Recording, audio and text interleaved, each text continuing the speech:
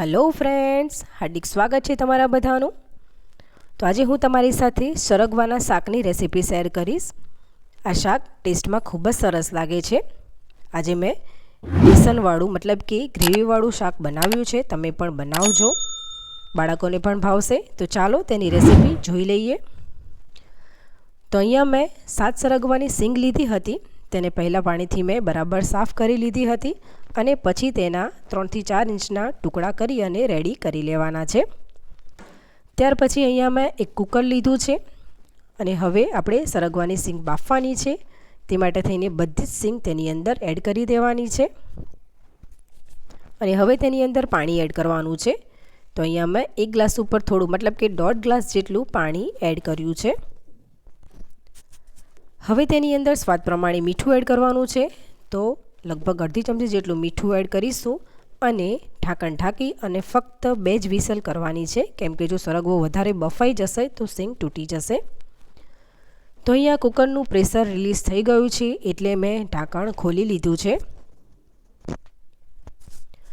હવે હું તમને સિંગ પણ બતાવી દઉં। તો તમે જોઈ શકો છો સિંગ બિલકુલ તૂટી નથી, મતલબ કે આખી જ છે અને એકદમ પરફેક્ટ બફાઈ પણ ગઈ છે। તો આપણે સરગવાને આવે જ બાફવાનો છે। ત્યાર પછી અહીંયા મેં એક બાઉલ લીધું છે અને મેં અડધી વાટકી ચણાનો લોટ લીધો છે, મતલબ કે બેસન લીધું છે।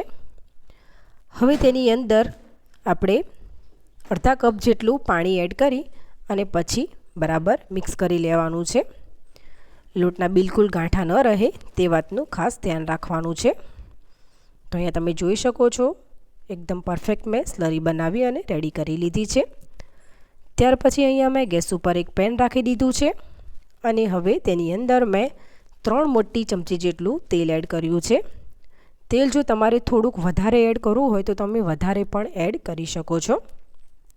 તેલ ગરમ થઈ જાય એટલે અડધી ચમચી જેટલી રાઈ એડ કરીશું અને અડધી ચમચી જીરું એડ કરવાનું છે।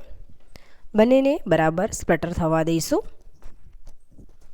ત્યારબાદ અડધું લાલ સૂકું મરચું એડ કરીશું અને થોડાક એવા લીમડાના પાન પણ એડ કરવાના છે।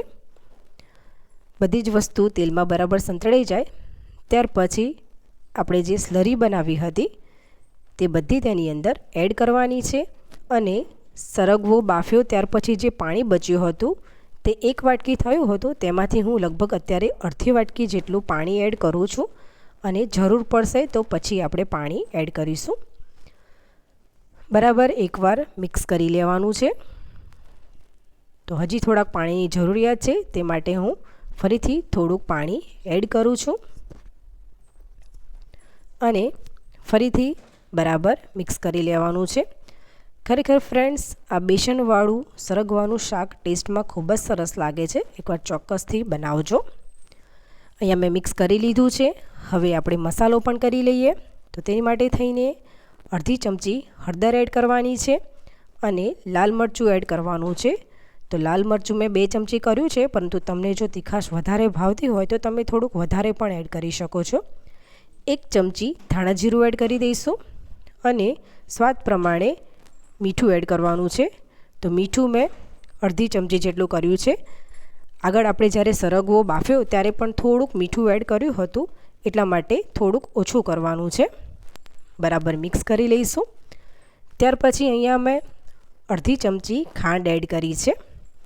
તો આ રીતે ખાંડ એડ કરવાથી શાકનો ટેસ્ટ ખૂબ સરસ આવે છે, પરંતુ તમારે જો સ્કીપ કરવી હોય તો સ્કીપ પણ કરી શકો છો। હવે કવર કરી અને કૂક કરવાનું છે। તો લગભગ 2 થી 3 મિનિટ જેવું કૂક કરી લઈશું। અહીંયા 2 થી 3 મિનિટ જેવું થઈ ગયું છે એટલે મેં ઢાંકણ ખોલી લીધું છે અને ત્યાર પછી ફરીથી બરાબર મિક્સ કરી લેવાનું છે। તો અહીંયા તમે જોઈ શકો છો એકદમ સરસ એવી બેસનની ગ્રેવી બની ગઈ છે। ત્યાર પછી આપણે જે સરગવાની સિંગ બાફી હતી તે બધી જ તેની અંદર એડ કરી દેવાની છે અને હવે તેની ઉપર હું અડધા લીંબુનો રસ એડ કરું છું। તો આ રીતે શાકમાં થોડી ખાંડ અને લીંબુ એડ કરવાથી શાકનો ટેસ્ટ ખૂબ જ સરસ આવે છે। એકવાર ચોક્કસથી આ રીતે બનાવજો, બાળકોને પણ ખૂબ જ ભાવશે। સરગવાની સિંગ એડ કર્યા પછી આપણે એકદમ હળવે હાથે મિક્સ કરવાનું છે, જેથી કરીને સિંગ તૂટી ન જાય। તો અહીંયા મેં મિક્સ કરી લીધું છે. ત્યાર પછી હવે ઢાંકણ ઢાંકી અને લગભગ 2 થી 3 મિનિટ જેવું કૂક કરી લેવાનું છે. તો 2 થી 3 મિનિટના અંતરે મેં ફરીથી એકવાર ખોલી લીધું છે.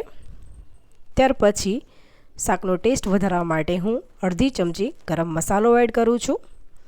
તો આ રીતે ઉપરથી થોડો ગરમ મસાલો એડ કરવાથી શાકનો સ્વાદ બમણો થઈ જાય છે. ફરીથી આપણે એકદમ હળવા હાથે બરાબર મિક્સ કરી લેવાનું છે. તો એકદમ ટેસ્ટી એવું આ સરગવાનું બેસનવાળું શાક બનીને તૈયાર થઈ ગયું છે. તમે પણ ચોક્કસથી બનાવજો. હવે છેલ્લે આપણે ઉપરથી થોડીક એવી કોથમીર એડ કરી અને ગેસની ફ્લેમ બંધ કરી તેને એક પ્લેટમાં સર્વ કરી લેવાનું છે. તો અહીંયા મેં તેને એક પ્લેટમાં સર્વ કરી લીધું છે. ખરેખર ફ્રેન્ડ્સ આ શાક ટેસ્ટમાં ખૂબ જ સરસ બન્યું છે. તમે પણ આ રીતે એકવાર ચોક્કસથી બનાવજો, જે ઘરમાં બધાને ખૂબ જ ભાવશે. તો ફ્રેન્ડ્સ, તમને જો મારી આજની રેસીપી ગમી હોય તો લાઈક કરજો, ફ્રેન્ડ્સ અને ફેમિલીમાં શેર કરજો અને સબસ્ક્રાઈબ કરી બેલ આઇકન જરૂરથી પ્રેસ કરજો, જેથી કરીને મારા બધા વિડીયોની નોટિફિકેશન તમને જલ્દીથી મળતી રહે. તો ચાલો ફરીથી મળીશું એક નવી રેસીપી સાથે. ત્યાં સુધી આવજો. Thanks for watching.